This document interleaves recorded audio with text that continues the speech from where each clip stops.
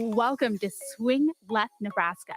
We are the regional chapter of Swing Left, 100% run by grassroots volunteers dedicated to fighting for a more equitable, inclusive, and prosperous Nebraska and motivating Democratic-leaning voters to vote. When we don't vote, when we don't get engaged, get involved, or stand up for what we believe in, we're effectively giving up our power. Action is the antidote. When we collaborate, work together, support each other, and our shared values, we can make our voices heard, make an impact, and inspire others to join the fight. Swing Left Nebraska offers you the information, actionable ideas, and tools you need to advocate for progressive legislation and to help elect Democratic candidates who will fight for the common good for all Nebraskans. Let's mobilize, let's take action, let's go. Welcome. My name is Leah. I'm a volunteer with Swing Left Nebraska and your host. I am grateful that you are here and that you are tuning in today. I know the unicameral can be a confusing place filled with complex terminology and confusing regulations. I also know that does not mean that we should give up and try not to understand what's happening. No matter where you live in Nebraska, staying aware of what's happening in the unicameral, both good and bad, and understanding the current situation is essential. The decisions our representatives make are on behalf of all of us, so it's important to stay up to date with their actions. The more informed we are, the better we can share this information with the people in our lives, and together we can use our voices to push back against these harmful bills. Cindy Maxwell-Ostdiek is back to help us unpack last week's very heavy week in the unicameral. Let's do a show. Cindy, here we are again, another week in the books, another week to process. This was a heavy one. How are you doing, first of all?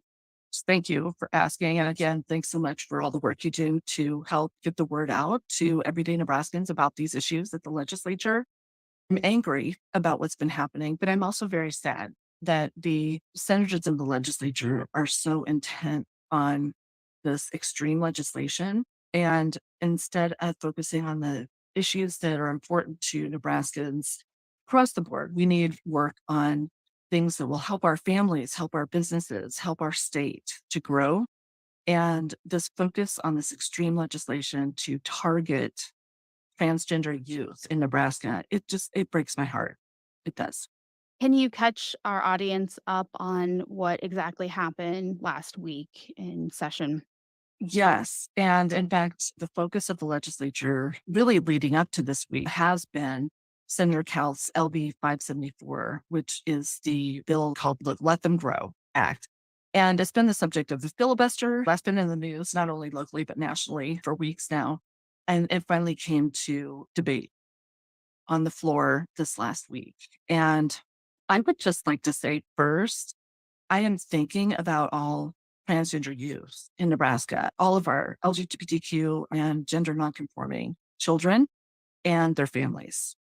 This has been a terrifying process. I know there are many families that are distraught about what's happening. And thing that I wanted to also mention right up front is that there is help available. If anyone listening needs support, they can contact the Trevor Project Crisis Line, and you can just text START to 678-678, or the number is 866-488-7386. Again, that's 866-488-7386. But you can also find the Trevor Project online if you missed that number. And then there's also the crisis line that any of us can call, which is 988.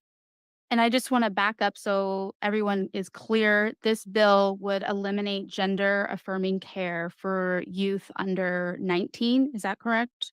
Yes, basically, it would not only ban that care, but it would also restrict the medical professionals from being able to discuss that with their patients and to make referrals. So it endangers the standard of care that many of these medical professionals are following. So yeah, it's really extreme legislation. And one of the things that's been really difficult is hearing so many of the senators talk about how this is to protect the children, but they're not listening to the parents of these children, who I know many personally have been going to the legislature and talking with senators, pulling them off the floor, trying to reach them in their offices any way they can. And these parents are trying to tell the senators, I know what's best for my child, and I am trying to help my child to be happy and healthy. And furthermore, with some of these children, to just help them not be depressed or to be in distress or to be in danger of harm, self harm, or even suicidal. And that's something that is very discouraging that the senators, too many of them, because the votes turned out the way they did, too many of them were not listening to parents. And this is a parents' rights issue as well. I think there's a lot of repercussions that our state is not even prepared for. And there's things that are going to come up that we aren't even thinking of that could be so detrimental to our youth. So, can you tell the audience exactly where this bill is now? What is going to happen? That's a $1,000,000 question. What's going to happen? And maybe just to start a little bit, how it proceeded this week through the legislature. It started with debate opening up on Tuesday morning, and it was in front of the legislature Tuesday, Wednesday, and into Thursday. And there were people in the balconies to come and attend this debate and witness and try to offer their support for transgender youth in Nebraska. And I was there on Tuesday and on Thursday. And it was very evident that this is a serious issue, and discouraged that there were so many senators that I think are just not approaching it with the solemnity that they should. But the bill Senator House brought in its current form is what was advanced to the next debate. It would be banning gender affirming care. I do have to say that during debate this week, I really just admire the senators for trying to not only talk about science and credible medical expertise. The experts are telling us that this gender affirming care is so necessary, but on a very personal level, they were sharing about not only hearing from constituents, but also about their own personal stories. And it was really moving to me the other day when Senator Hunt actually on the floor of the legislature discussed her son. And I was in one of the hearings that her son had testified, and just want to say that he is amazing and she is an amazing parent. And I'm sure it was very difficult for her to bring that to the legislature publicly. And I'm not saying it's difficult because there would be any reason to not be proud, but it was difficult because it's private. And we're talking about children here, which talking about this publicly, then the other senators I wish would do a better job in helping their parties to be more careful with this young man's information. I saw some things online that were just very disturbing. Mhm. People sharing pictures of this child from years past, and it's just beyond the pale.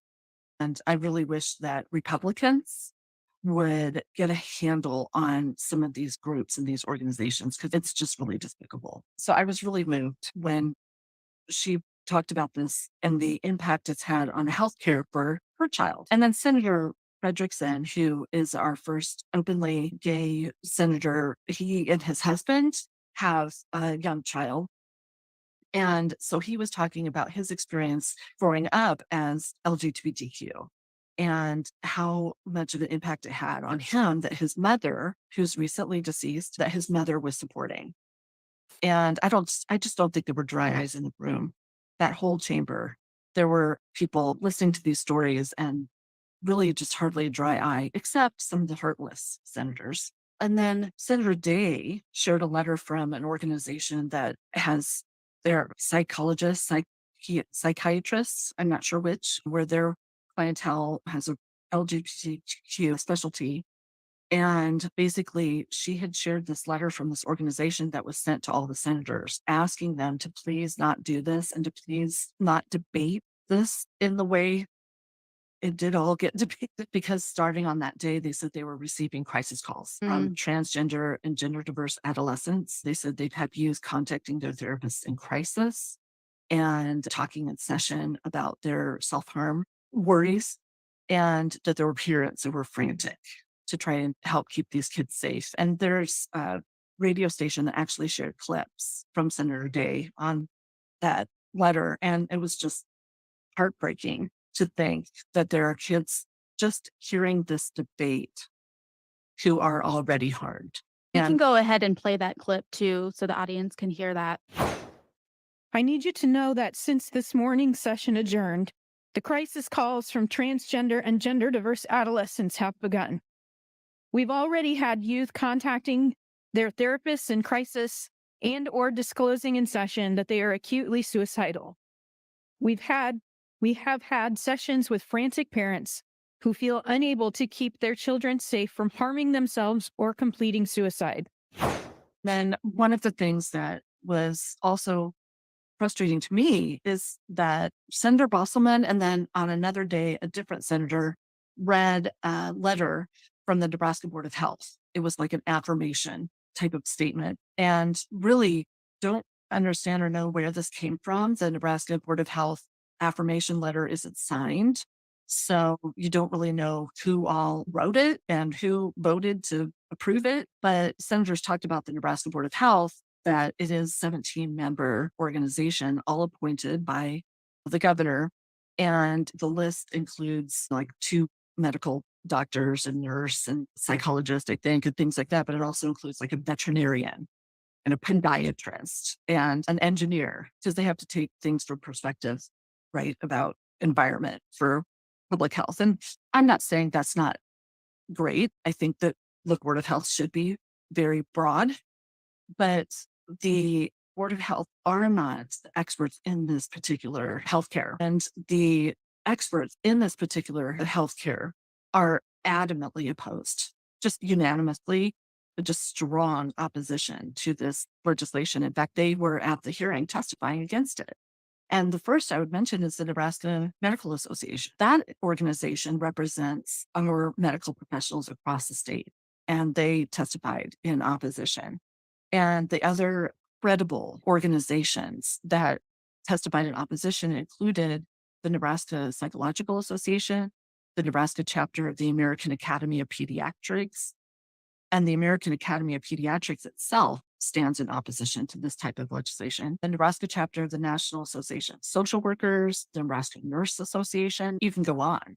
And it's just really discouraging that a common theme regarding our legislators seems to be to ignore credible science, seems to be to ignore the experts that would tell us and inform us about the things that they aren't knowledgeable.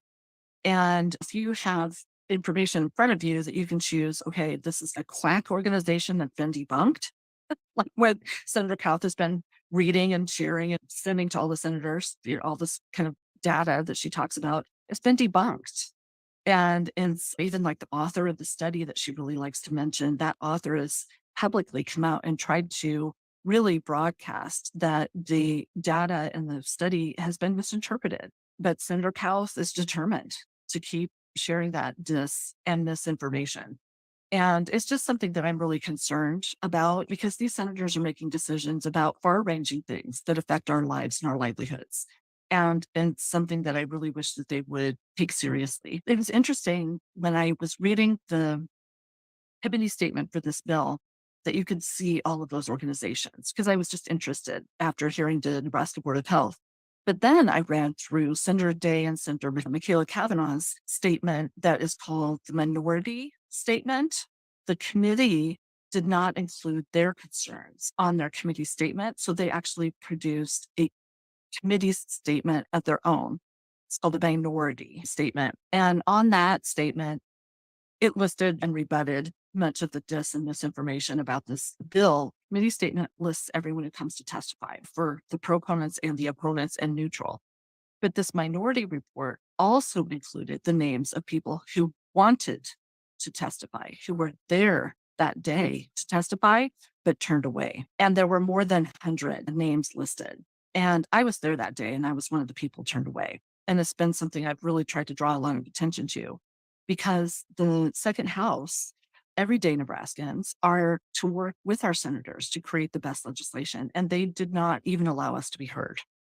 So I just really encourage people to go to the nebraskalegislature.gov website and pull up LB 574 and just take a look through some of these various documents that are available at the top of the page. The bill 574 was advanced to the next round with 30 votes, and that was after achieving the 33 vote threshold for cloture. And I know a lot of people are wondering how that works because it seemed like some senators voted for it and then the next vote and later they didn't, and people were confused about how that works. In the Nebraska legislature, to close debate, it's basically you call for cloture. And in just a nutshell, it takes 2/3 of the legislature to wrap up debate and then move to the actual question on the board. And cloture requires 33 votes. Then the actual motion, say it's for an amendment or if it's for the bill itself to advance to the next round, it requires a majority, the senators, which would, of course, only be 25. So the real vote is for closure on bills like this, where we would want to try to just shut it down and move on to other things, keep it from 33 votes would have been necessary. So all Republicans and the one Democrat, Senator McDonald, so all 32 Republicans and Democrats, Senator McDonald voted for cloture, and all of the other Democrats voted no. On select file, which is to move it to the next, advance it to the next round of debate, 29 Republicans and one Democrat, Senator McDonald, voted yes to advance this to the next round of debate. And there were 3 Republicans that either voted no or present not voting. Senator Armendariz was a no, and Senator Brandt and Senator Hughes were present not voting. So they have indicated where their concerns are with the bill. And there's a lot of discussion about how, with this next round of debate, there may be an amendment that some senators would consider. We'll see what happens with that. We have Okay. no idea when that will come up with that next round. It's really the speaker, Senator Arch. Speaker Arch has so much responsibility and authority with setting the schedule. The room was very somber, and that particular vote was upsetting for a lot of people. Senator Aguilar has been out. He's been ill, and obviously we all wish him well and good health, but he's been out. I don't know the particulars, but I think there's been like surgery and recovery from that. He came back specifically from and blessing to vote on this that day. And I was just really very surprised by that. So I just don't know, I guess, where we'll go from here. The senators, though, that had originally been filibustering, which is Senator Michaela Kavanaugh, she is going to be joined now by Senator Hunt for sure, because she had stated it on the floor. And then a few other senators, I believe, will also be joining her to try to slow everything else down. It doesn't mean that things won't pass and that bills won't come up that are moved to the next round and then eventually sent to the governor for signature, but it will dramatically reduce the number and which bills, by necessity, will pass through the legislature this year. And I know that's really been a subject. A lot of people have had some concerns about that, just even leading up to this debate in this week's vote. Senator Michaela Kavanaugh has been doing this for 3 weeks now, I think. And it's been on the local news, the national news, and it's been very frustrating for Republicans who weren't able to advance their agenda just in a big picture way. But it's also really been something that was frustrating because there's good legislation also not being addressed by Democrat senators. Yeah, and there's certain communities that aren't being able to get some of their bills that are desperately needed. I know criminal justice has been a hot topic that has not been able to get any movement this session or even last session. And I know that's been very heartbreaking for Senator McKinney and Senator Wayne. What do you know about that? That, especially when we talk about criminal justice reform, that is something that is just so disappointing that the senators last session didn't get that passed. Senator Lathrop and the Judiciary Committee and so many other stakeholders worked incredibly hard and tried to really create an overview kind of package to solve some of these issues. And that's when they should have passed it, was last year. Right. And then, of course, to continue to work on that. And this is a multi-layer kind of topic. And so what I just first would like to say is that, yes, the senators should address this. And it should be something that all Nebraska legislators would want to solve on the behalf of not only people who are incarcerated and impacted by criminal justice system, but also their families and our larger community and our even businesses here in our state. There's a lot of things that hamper our state growing due to how messed up our criminal justice system is. And so I really support Senator Wade and Senator McKinney with their work, really spearheading this issue. The thing that's really difficult about this filibuster, really over the last 3 weeks, and if we talk about going forward, is to understand, I would say, Speaker Arch, Senator Cowles, and the other Republican leadership. And McDonald. Yes, and yes, let's say it's Democratic Senator McDonald, who signed on to the legislation in Right. addition to voting for it. He actually introduced and is a what they call basically a co-sponsor. The focus should be on their just relentless obsession with this extreme legislation. If the senators would have taken any number of the off ramps, and they still could, there are off ramps that some senators had proposed. They could take this under advisement. Let's do an interim study to really understand and get past all the dis and the misinformation. And let's talk with the real experts. Let's talk with the organizations that are the credible ones that we can trust, like the Nebraska Medical Association and the Nebraska Academy of Pediatrics. Those people, they could do that. They still can. And then everybody in the legislature could move on with other bills.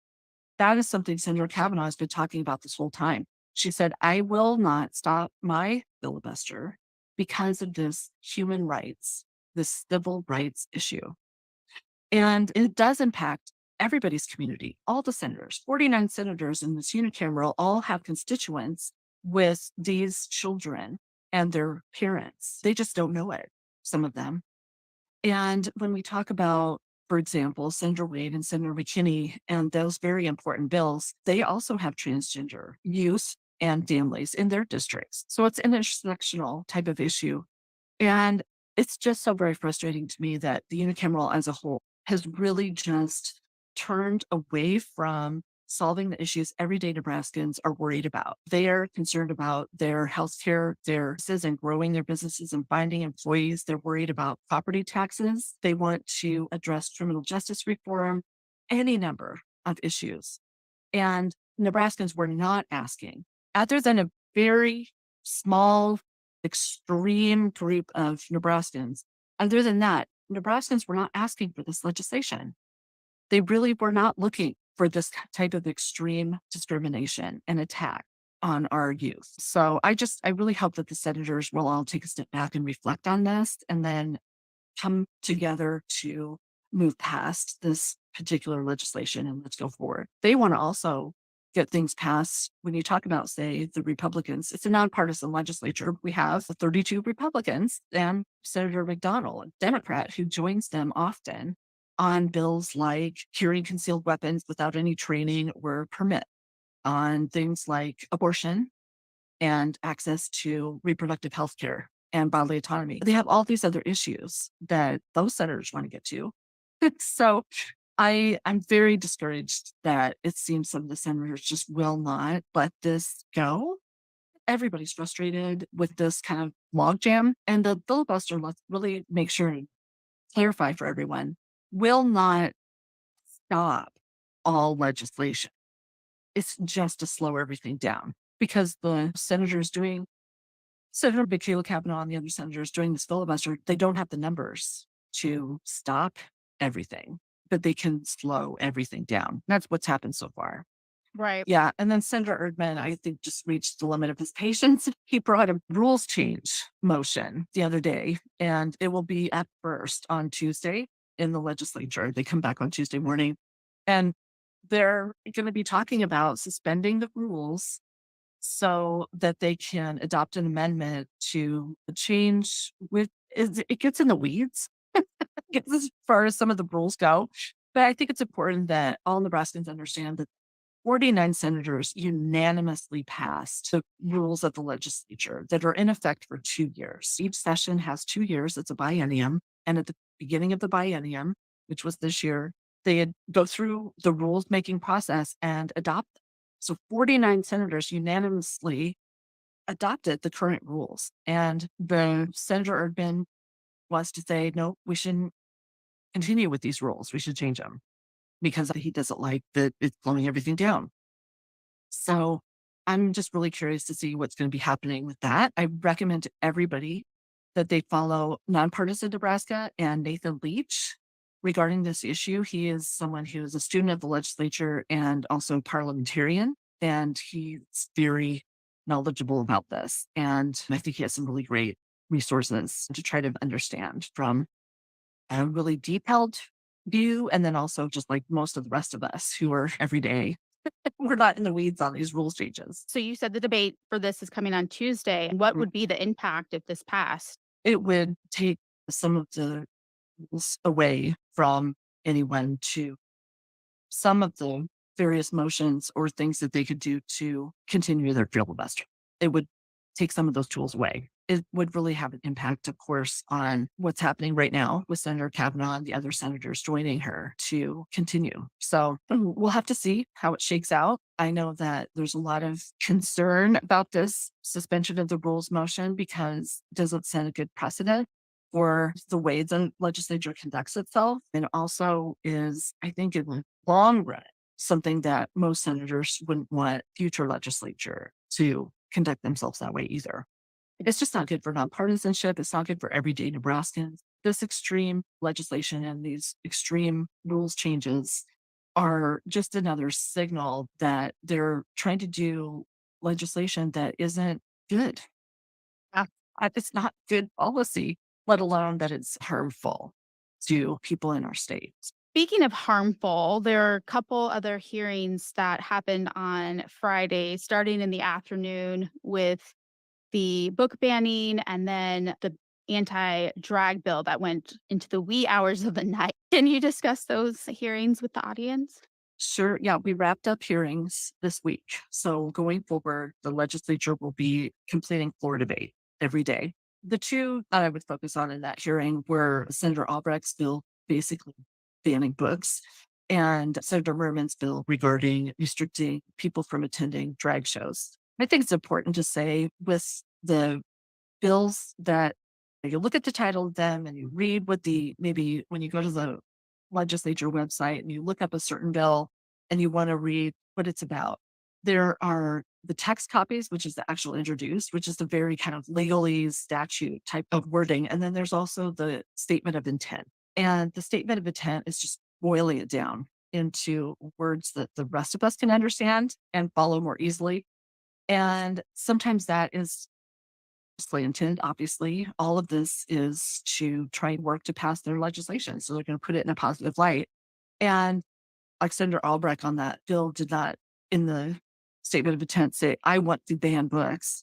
But that's the result if they pass that legislation. The Nebraska Library Association, who are people that we oppress, who doesn't love librarians, right? Right.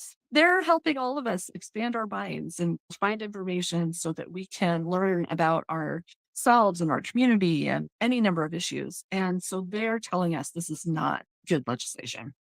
And then when you look at Senator Merman's bill, it's so poorly written. Not only is the idea bad policy and against First Amendment, but the actual statute that he would want to implement is written so poorly that no one can understand what it really means and how it would impact even just such things as transgender person going about their day, interacting in our community. It could be very concerning for transgender Nebraskans on an everyday level, let alone just regarding drag shows. And then it's also a parental rights issue. They were basically very much targeting these drag queen story hours. Senator Merman talked about that actually in his opening on the bill the other day. And those parents bring their children to these story hours have the right to parent their children how they see fit. Exactly. Yeah. It's like you can take your child to an R-rated movie if you choose to. That's your choice. And these story hours, I do want everyone to understand it is not risque. It is not adult only. Any of these, when you talk about various performers and whether it is adult venue, adult entertainment, that type of thing, these drag story hours are just lovely. They come and read books to children. They have to do a background check too to even Oh, be yeah. able. Yes. And I will say that just because someone is a drag performer doesn't necessarily mean that we should be worried that they need a background check inherently. They just do these background checks regarding all sorts of things where you have people involved with children, coaches for Little League, and all these kinds of things. It's not because just inherently because they're sideshow performers. Exactly. Yeah. Yes, you for clarifying that. These performers are in that same category. They're performing, they're reading stories to children. So just like everybody else, they have to do a background check. And I think a lot of people don't understand that drag performers are not necessarily transgender.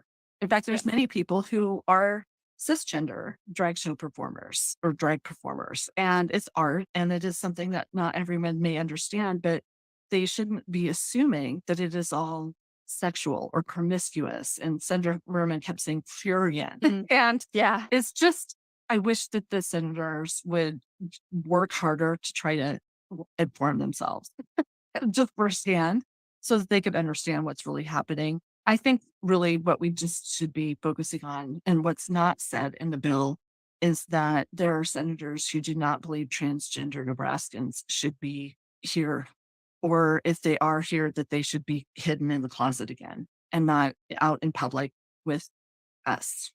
That's what we're getting down to is we need to understand that these bills are othering our neighbors and most everyday Nebraskans all just have so much more in common with each other than not. And we would not want to hurt our neighbors and to say that they cannot be with us in public life and function and be themselves every day.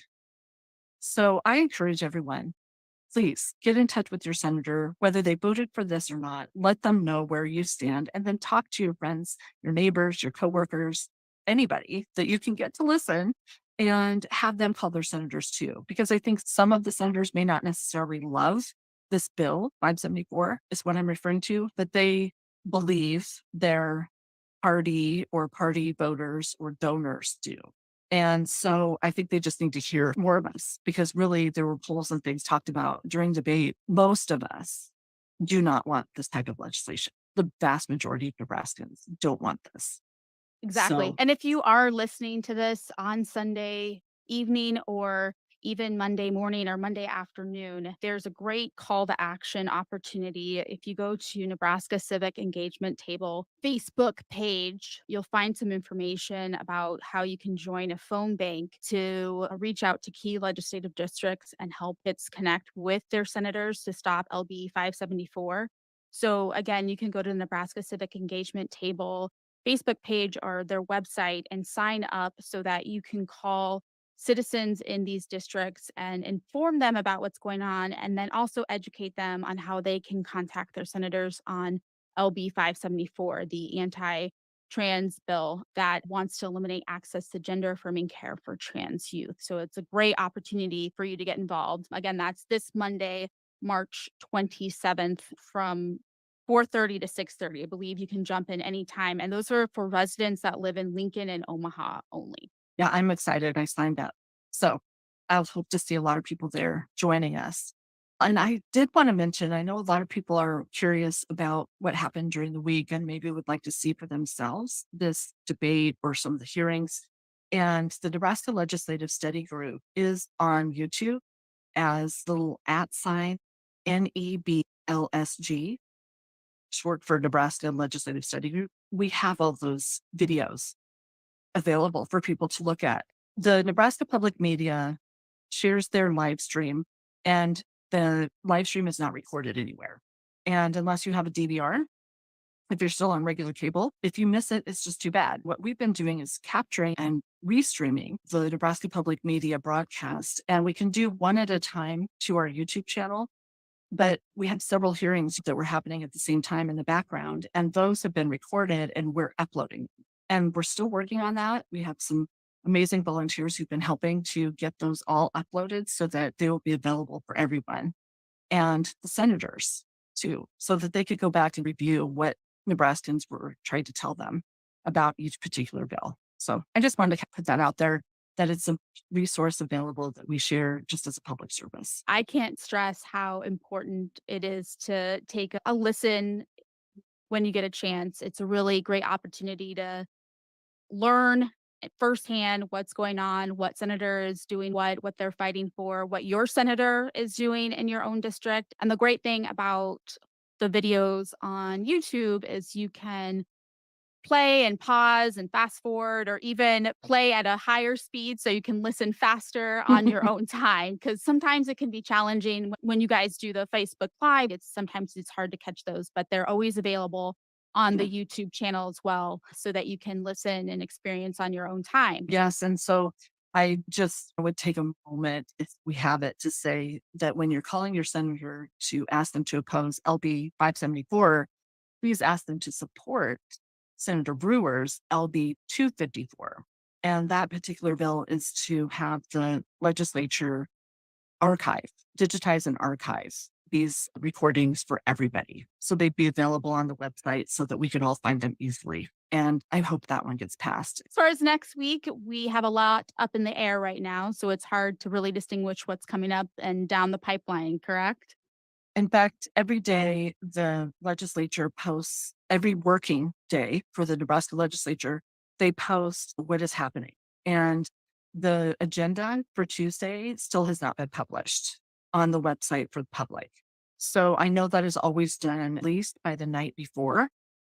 And we just have to wait and see what the speaker and leadership of the legislature has determined will be on the agenda for the next day. So yeah, it's like a surprise every day. So where can And folks get updated information about what bills are coming when they do announce them?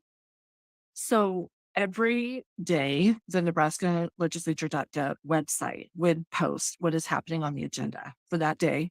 And then there's a lot of organizations trying to follow along. We try to post updates at the Nebraska Legislative Study Group, and there's many other organizations I really recommend following, like the ACLU of Nebraska, Out Nebraska, Women's Fund, Appleseed, the Arc of Nebraska. These are just some of the organizations that are really trying to make a difference for everyday Nebraskans. Civic Engagement Table is another one that comes to mind. That actually is an organization where they bring together so many of these groups. Yeah. So the Nebraska Engagement Table is just amazing resource. And Civic Nebraska, we really are pretty fortunate that we have so many organizations that are paying attention and helping to get that information out to us as well. And I would say Swing Left Nebraska. I really recommend them too. Oh, I've heard about them. They're pretty cool. They do this podcast I've heard about that's pretty interesting. Again, I just want to say thank you. And if anyone does have questions, I welcome if anyone would like to talk about any of these things a little bit further. I'm obsessed and I'm happy to just answer any questions if I can or try to point you in the right direction. And where can people find you? My campaign website is still active. I guess if people want to contact me there or through the legislative study group, and I'm happy to visit. Cool. Yeah, you can find her on Facebook, Cindy Maxwell-Ostdiek, if you want to reach out directly there. Or again, the Nebraska Progressive Study Group on Facebook is a great avenue that you can write in any of your questions. And there's tons of volunteers and other members of the group that will answer your question in a heartbeat. I've seen it happen live. So Yes. ask a question and you shall receive an answer or a link to where you can find the answer. So, well, great. Any final words for the people? I would just say, please be gentle and kind with yourself and especially with our neighbors with transgender youth. And those parents right now are really terrified for their families. And these kids, all of our LGBTQ youth in Nebraska are feeling othered and unaccepted. And it is something as adults we could try to help them realize that it's not everybody. We are not supporting what the legislature's doing. Please share your love with them.